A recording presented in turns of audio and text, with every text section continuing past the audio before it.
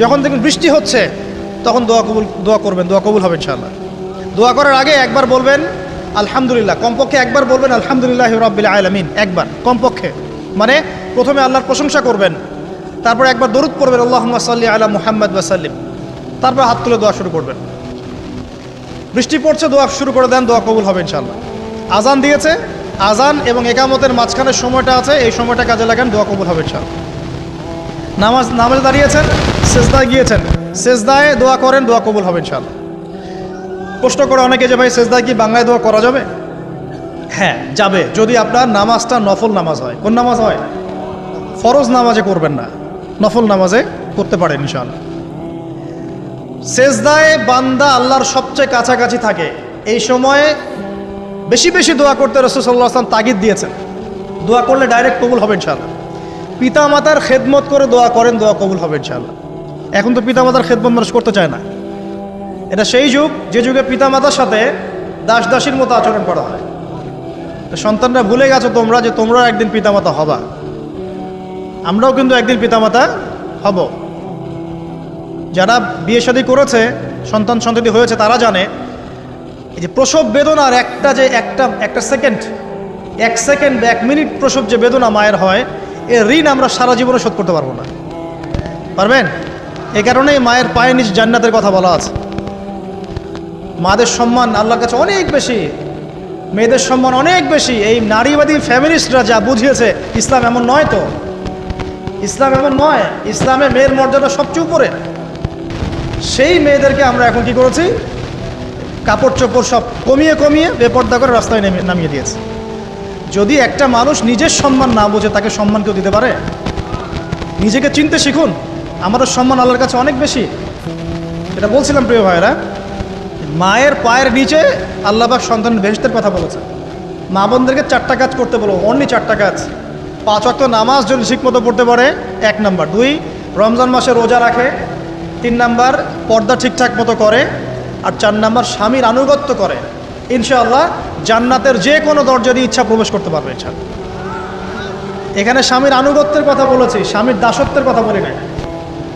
আনুগত্য দাসত্ব এক জিনিস না। আনুগত্য মানে কি? আনুগত্য মানে আপনি স্বামীর যে কোনো ভালো কাজে আপনি তাকে সায় দিবেন, আনুগত্য। নামাজ পড়তে বলেছে, নামাজ পড়তে হবে। পর্দা করতে বলেছে, আপনি পর্দা করবেন। বেপর্দায় যাবেন, আপনি যাবেন না। এটা আনুগত্য। দাসত্ব কি? দাসত্ব হচ্ছে যে সে ভালো মন্দ যাই বলুক আপনি শুনছেন, এটা দাসত্ব। এটা করবেন না। মা বোনরা 4টা কাজ বাসায় গিয়ে আবার শুনিয়ে দিবেন। নবীজি বলেছেন 4টা কাজ কোনো মেয়ে করলে জান্নাতের যে কোনো দরজা দিয়ে ইচ্ছা প্রবেশ করতে পারবে। 1 নাম্বার, 5 ওয়াক্ত সালাত। 2 নাম্বার, রমজান মাসের সওম রোজা। 3 নাম্বার, পর্দা ঠিকঠাক মতো করবে, লজ্জাস্থানের হেফাজত। এবং 4 নাম্বার, স্বামীর আনুগত্য করা। মায়ের খেদমত করে দোয়া করেন, দোয়া কবুল হবে ইনশাআল্লাহ। বাবার খেদমত করে দোয়া করেন, দোয়া কবুল হবে ইনশাআল্লাহ। কোরআন তেলাওয়াত করে দোয়া করেন, দোয়া কবুল হবে ইনশাআল্লাহ। মনে করেন শেষ রাতে উঠেছেন, মানে শেষ রাত বলতে বোঝাচ্ছি এই ধরেন যে 2টার পর থেকে, এখন 2টা 2:30টার পর থেকে নিয়ে ফজর পর্যন্ত শেষ রাতে উঠেছেন। এই সময় আপনি যা দোয়া করবেন ইনশাআল্লাহ কবুল হবে। হ্যাঁ, বলতে বাধ্য হচ্ছি, এখনকার তরুণ সমাজ ওই 2টা 2:30টার দিকে ওই যে কার কার খেলা থাকে, ওই খেলাগুলো দেখার জন্য ওঠে, তাহাজ্জুদ পড়ার জন্য উঠতে পারে না। অথচ আল্লাহ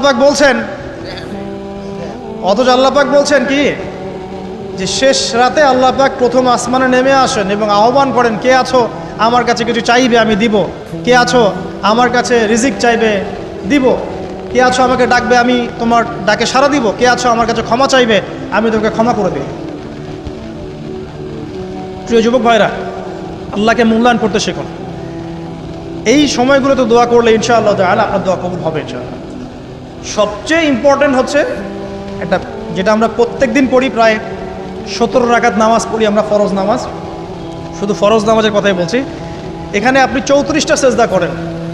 17 রাকাত ফরজ, 34টা সেজদা করেন। প্রত্যেক সেজদায় যদি একটা করে দোয়া করতে পারেন ইনশাআল্লাহ আল্লাহ আপনার দোয়া কবুল। দোয়া কবুল করার কিছু জায়গা বলে দিলাম। বেশি বেশি দোয়া করতে হবে। আমরা উম্মার অবস্থাগুলোকে বুঝতে শিখব। এখানে এই 3 ব্যক্তি, এটা বলে আমি শেষের দিকে যাচ্ছি, একটু ধৈর্য ধরেন।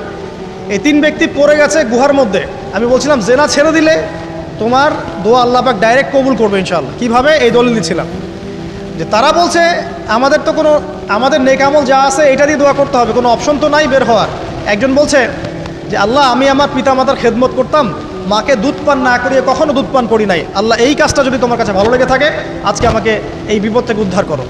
এই দোয়া করার সাথে সাথেই এই গুহা থেকে পাথরটা একটু সরে গেল এভাবে।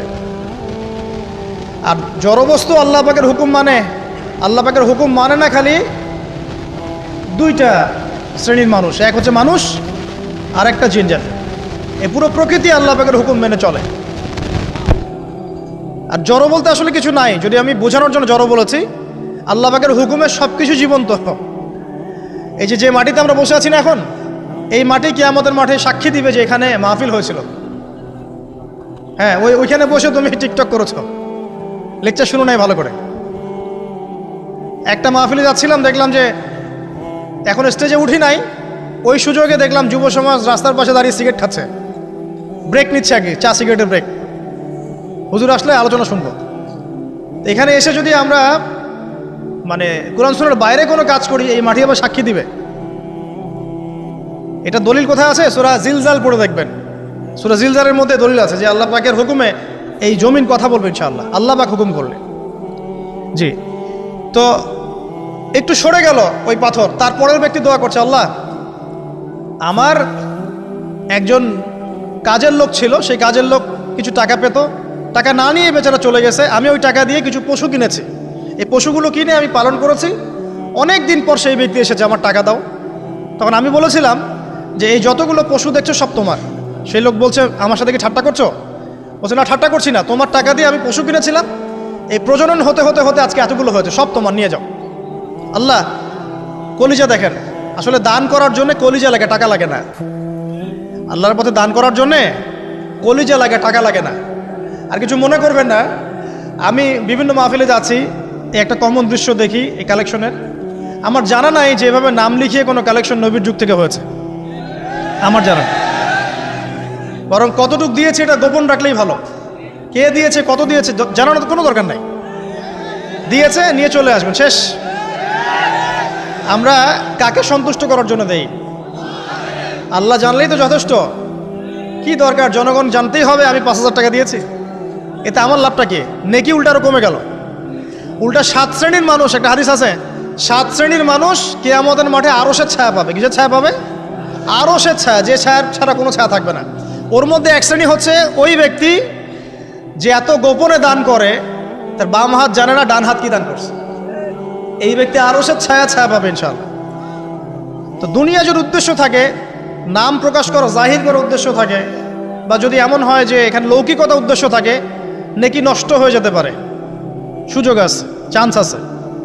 তো এই ট্রেডিশনগুলো বন্ধ করলে মনে হয় ভালো হয়। এটা আমার পরামর্শ, বাকি এটা বিবেচনা আপনাদের। আর এই ব্যক্তি বলছে আমি এই সব কিছু দান করে দিয়েছি। দেখেন, দান করতে কি লাগে? কলিজা লাগে, টাকা লাগে না কিন্তু। আসলে দান করতে কলিজা লাগে।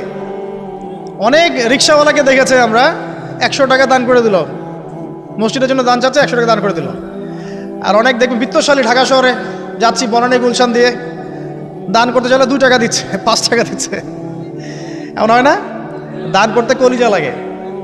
আর একটা কথা মনে রাখবেন, আপনি যত দান করবেন আল্লাহ আপনাকে তত বেশি দিবেন ইনশাআল্লাহ। আল্লাহ পাকের খাজানা যে এত প্রচুর, আপনি দান করলে কমে যাবে এই চিন্তাই করবেন না কখন। তবে সবচেয়ে সেরা দান কোনটা জানেন? আপনার প্রয়োজন আছে এখন, এই প্রয়োজনের সময় দানটা হচ্ছে সেরা দান। এবং সবচেয়ে উত্তম খরচ কোনটা? সবচেয়ে উত্তম খরচ হচ্ছে আপনার পরিবারের পিছনে খরচ। আপনার পরিবারের পিছনে খরচটা আপনার সবচেয়ে শ্রেষ্ঠ খরচ। আর দান করে মধ্যম পন্থায়, এমন হবে না যে নিঃস্ব হয়ে গেলেন দান করে একদম, আবার এমন না যে কৃপণতা প্রদর্শন হচ্ছে, এমনও না। মধ্যম পন্থায় দান খয়রাত করবে ইনশাআল্লাহ। আর কিয়ামতের মাঠে মানুষ তার দানের ছায়ায় থাকবে ইনশাআল্লাহ। যে যত দান করবে ওই ছায়ার নিচে সে থাকবে। এই ব্যক্তি সব দান করে দিয়েছিল, যাও সব গরু ছাগল তোমার। তৃতীয় ব্যক্তি, পাথর সরে গেল একটু, তৃতীয় ব্যক্তি, যুবক তোমাকে বলছি ভাই, তৃতীয় ব্যক্তি আল্লাহর কাছে বলছে, আল্লাহ আমার একজন সুন্দরী চাচাতো বোন ছিল, আছে না তোমাদের কাজিন, এবং তাকে আমি খুব ভালোবাসতাম। ওই যে এখন বয়ফ্রেন্ড গার্লফ্রেন্ড ফ্রি মিক্সিং, যেটা খুব ভালোবাসতাম। তো তাকে আমি পেতে চাইতাম, তাই আমি তাকে অফার করি সে বলে যে না, আমাকে 100 স্বর্ণ মুদ্রা না দিলে আমি রাজি না। 100 স্বর্ণ মুদ্রা। এই মেয়ের অবশ্য অনেক ডিমান্ড ছিল, তাহলে বোঝা গেল 100 স্বর্ণ মুদ্রা মানে অনেক। জানেন, এখন তো দেখা যায় 1500 টাকা 2000 টাকা দিয়ে মেয়ে তার ইজ্জত বিক্রি করে ফেলছে। 100 স্বর্ণ মুদ্রা, আর কাউকে কিছু দেওয়াই লাগে না, এমনি বিক্রি করে ফেলে। কত প্রশ্ন, কত যে প্রশ্ন আসে আমাদের কাছে যে ভাই বা হুজুর বা ভাইয়া ওস্তাদ, কত জীবনে এক পর্যায়ে ভুল করেছি, এরকম জেনায় লিপ্ত হয়ে গিয়েছিলাম, প্রেম করেছি ইত্যাদি, আমি কী করবো, আমার কি ভালো হওয়ার রাস্তা আছে কিনা, বা আমি তওবা করে ফিরে আসছি, আমি কি এখন বিয়ে করতে পারবো কিনা। প্রশ্নের শেষ নাই। বেশিরভাগ প্রশ্ন এরকমই আসে এখন। আরেকটা বেশি বেশি প্রশ্ন আসে, ভাই উস্তাদ হুজুর, আমার স্বামী পরকীয়া আসক্ত, আমার স্বামী পরকীয়া আসক্ত, আমাকে দেখে না, এই হয় সে, এইগুলো প্রশ্ন বেশি। পারিবারিক জেনা কেন্দ্রিক যত প্রশ্ন আসে, অন্য কোনো কেন্দ্রিক প্রশ্ন এত আসে না। মানে এই যুগটা কি হয়েছে, মানে মানুষকে জেনা উন্মুক্ত করে দিয়েছে একেবারে। একদম স্কুল লাইফ থেকে শুরু হবে বয়ফ্রেন্ড গার্লফ্রেন্ড ফ্রি মিক্সিং, এই বন্ধু বন্ধু পড়তে পড়তেই জেনা হয়ে যায়। কলেজ লাইফে গিয়ে আরও বড় জেনা। ইউনিভার্সিটিতে গেলে তো আর কোনো পাত্তাই নাই। ইউনিভার্সিটির খুব কম ছেলে পাবেন সিগারেট খায় না, এবং খুব কম ছেলে মেয়ে পাবেন যারা এই অবৈধ প্রেম করছে না, খুব কম। এটাকে আমরা প্রমোট করছি আবার। বিশ্বাস করেন শুধুমাত্র সরাসরি সেক্সুয়াল সম্পর্কটাই জেনা নয়, এই মিক্সিংটাও জেনা আল্লাহ পাক বলেছে। এবং এতে করে আমাদের যুব সমাজে অধঃপতনটা হয়েছে, এটা অন্য কোনোভাবে হয় নাই। কারণ সূরা আলে ইমরান পড়ে দেখবেন আল্লাহ পাক বলছেন যুয়িনা লিন-নাস হুব্বুশ শাহওয়াতি মিনান নিসা, মেয়েদের মধ্যে ছেলেদের জন্য সবচেয়ে বেশি শাহওয়াত আছে, শাহওয়াত খায়েশাত, এটা সবচেয়ে বেশি আকর্ষণ করে ছেলেদেরকে। সমাজের কাঠামো ভেঙে যাচ্ছে তো, সমাজের কাঠামো ভেঙে। আমরা তো বাইরে ভালো মানুষের লেবাস পরে আছি, দেখবেন বহু পরিবারে পরকীয়া চলছে, জানেন না, ভিতরে ভিতরে ভিতরে ভিতরে। আমরা তো লজ্জা এগুলো বলি না, চোখ লজ্জায় বলি না, চলছে এগুলো এখন কমন হয়ে গেছে। যে ফ্যাশন শোর নামে, বিউটি কন্টেস্টের নামে, এই সেই, মানে অশ্লীলতাকে প্রমোট করা হচ্ছে চতুর্দিক থেকে। রেপ ধর্ষণ দিন দিন বাড়ছে আর বাড়ছে। বাচ্চা কাচ্চা, ছোট ছোট বাচ্চা মেয়ে পর্যন্ত রেহাই পাচ্ছে না। এই কয়দিন আগে একটা মেয়েকে কত পিস পিস করে ভাসিয়ে দিয়েছে একেবারে, দেখেন নাই? কোথায় আছেন? সমাজটা কোথায় গেছে? আমরা ভালো মানুষের মুখোশ পরে বসে আছি। একটা মাহফিল করে কি সব হবে? কনস্ট্রাকটিভ কাজ করতে হবে। তারুণ্যের এই শক্তিটাকে আল্লাহর জমিনে দিনের প্রচার প্রসার প্রতিষ্ঠার কাছে ব্যয় করতে হবে। যতক্ষণ পর্যন্ত আমরা এরকম ভালো মানুষের লেবাস সেজে বসে থাকবো না, আমার ঘরেও ফেতনা ঢুকে আসবে, টের পাবেন না।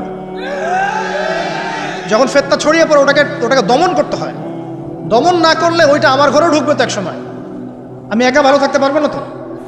আরে দমন করার ক্ষমতা আল্লাহ পাক যাদেরকে দিয়েছেন তাদের উপর অবশ্য ওয়াজিব হয়ে গেছে এগুলো দমন করা। এখন তাদের উপর একটা ফরজ ওয়াজিব হয়ে গেছে দমন করা এগুলো, নাহলে আল্লাহ পাক কঠিন শাস্তির সম্মুখীন করবেন। একটা হাদিস বলে সামনে যাই, শেষ করে গুটিয়ে নিচ্ছি। নবীজি বলছেন একদিন ঘুম থেকে উঠে চোখ ঘষতে করছে লা ইলাহা ইল্লাল্লাহ, আল্লাহ লা ইলাহা ইল্লাল্লাহ। তার স্ত্রী সামনে যায়নাব বিনতে জাহাশ রাদিয়াল্লাহু আনহা, তিনি বলছেন ইয়া রাসূলুল্লাহ, কি হয়েছে, সমস্যা কি? নবীজি বলছেন ওয়াইলুল লিল আরব, আরবদের জন্য ধ্বংস, আরবদের জন্য ধ্বংস। মিন শাররি কাদ ইখতারাব, কি ভয়ঙ্কর ফিতনা ধেয়ে আসছে। তখন তার স্ত্রী বলছেন ইয়া রাসূলুল্লাহ আনুহলিকু ওয়া ফিনা সালিহুন, আমাদের মধ্যে সৎ মানুষ ভালো মানুষ থাকা অবস্থাতেও কি আমরা ধ্বংস হয়ে যাব? নবীজি বলছেন বালা, অবশ্যই, নাম, হ্যাঁ অবশ্যই ধ্বংস হবে। ইযা কাসরাতুল খাবাস, যখন সমাজের মধ্যে অশ্লীলতাকে ছড়িয়ে পড়া হবে। যখন সমাজের মধ্যে অশ্লীলতা বেহায়াপনা ছড়িয়ে পড়বে, আলেম জালেম সব ধ্বংস হয়ে যাবে। এই সময় এখন আসে নাই? আসে নাই? হারাম, একটা সামান্য একটা হারাম ঠুনকো একটা খেলাকে নিয়ে সারা বিশ্ব কি করতেছে দেখেন নাই? কি পাগল হয়ে গেছে একেবারে। কি অবস্থা মানুষের মধ্যে, কে খেলে তারও ঠিক নাই, ওই দেশের লোক আমাকে চিনে কিনা তারও ঠিক নাই, নিজের কোনো ব্যক্তিত্ব গায়রত কিছুই নাই। আশ্চর্য একটা জাতি। কে খেলছে? ভাবখানা এমন যে আমরা মনে হয় যুদ্ধ করে কাফেরদের সাথে দ্বীন ইসলাম কায়েম করে ফেলছে, একদম ভাবখানা এমন। অথচ এগুলো তৈরি করা হয় কি জন্য? যাতে মুসলিম জাতি একদিকে ফোকাস করে থাকে, অন্যদিকে ওরা তাদের উদ্দেশ্য সাধন করবে। এখন সারা ওয়ার্ল্ডের চেহারা একদিকে ফিরাইছে, এদিকে দেখো, এই যে খেলা দেখো, আর বাকি পিছনে যে কাজগুলা ঠিকই করছে ওরা। দেখ কি কাজ করছে, কয়দিন পরে দেখতে পারবে। পাবলিকলি আমি বললাম না, কারণ বললে সব বুঝবেন না আপনারা, আর সব জায়গায় সবকিছু বলতে নাই। ওদের উদ্দেশ্য ওরা কখনো ভুলে যায় নাই। ওরা চাচ্ছে সারা বিশ্বটাকে শাসন করতে এবং মুসলিমদেরকে দমন করতে, এবং আপনাকে খেলতামাশায় ব্যস্ত রেখেছে।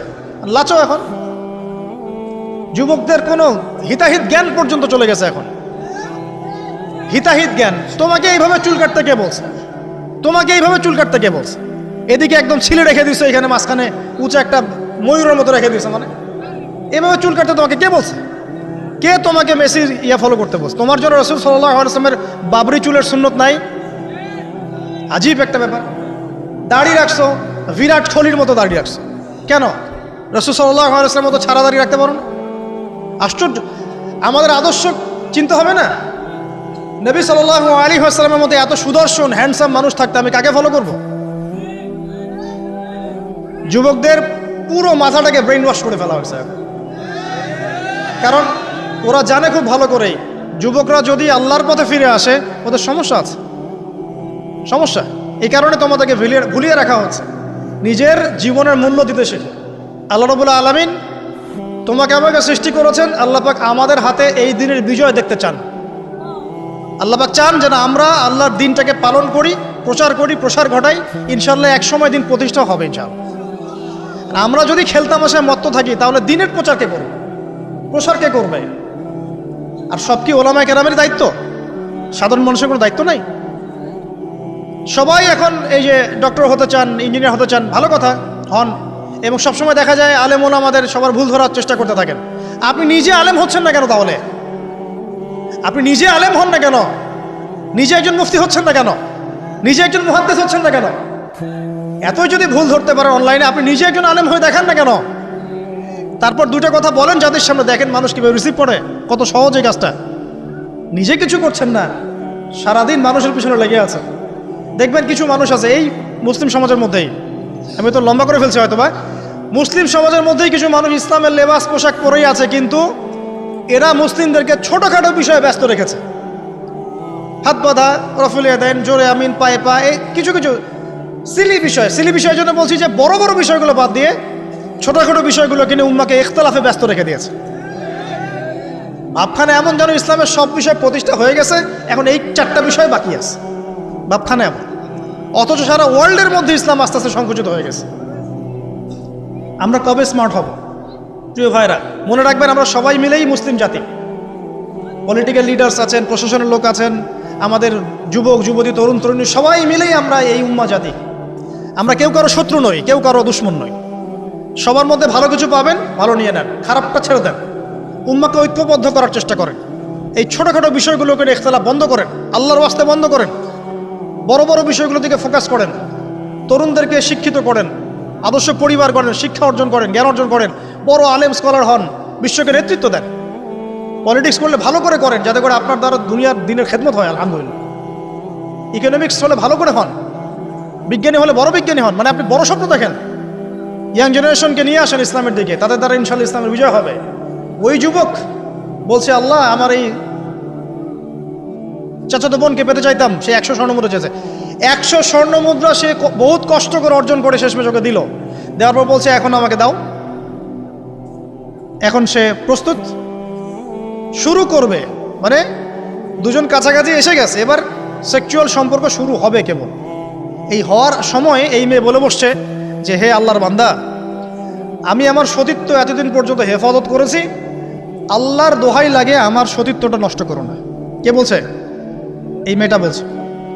এবার এই ছেলে তাৎক্ষণিক সেখান থেকে উঠে গেল।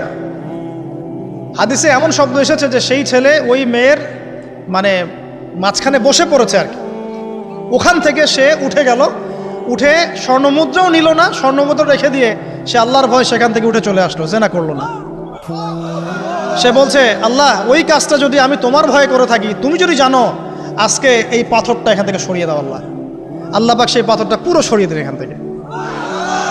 চাক্ষুষ মৃত্যুর হাত থেকে আল্লাহ পাক বাঁচালেন কোন ওসিলায়? জেনা থেকে দূরে থাকার ওসিলায়।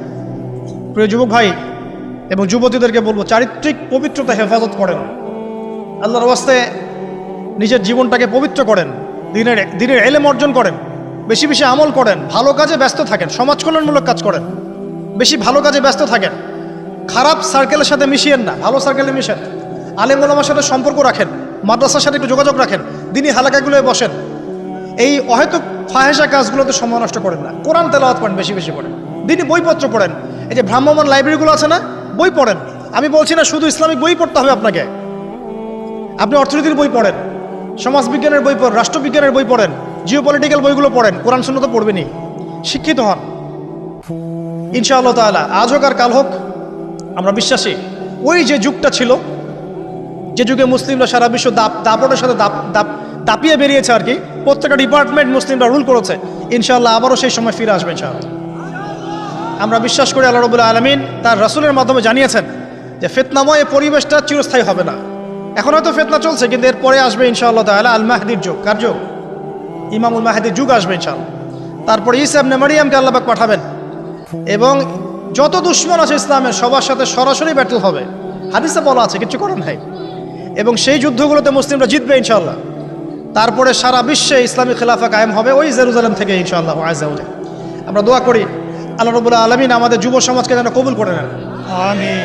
এবং তাদেরকে এই জাগতিক ফিতনাগুলো থেকে আল্লাহ পাক হেফাজত করুন। আমাদের সতীত্ব, পবিত্রতা, চরিত্রের সৌন্দর্য আল্লাহ পাক যেন অটুট রাখে, জেনা থেকে আল্লাহ পাক যেন বাঁচিয়ে রাখে। আল্লাহ পাক আমাদের সবাইকে দিনের এলেম অর্জন করে তৌফিক দান করেন, জীবন সম্পর্কে সচেতন হওয়ার তৌফিক দান করেন।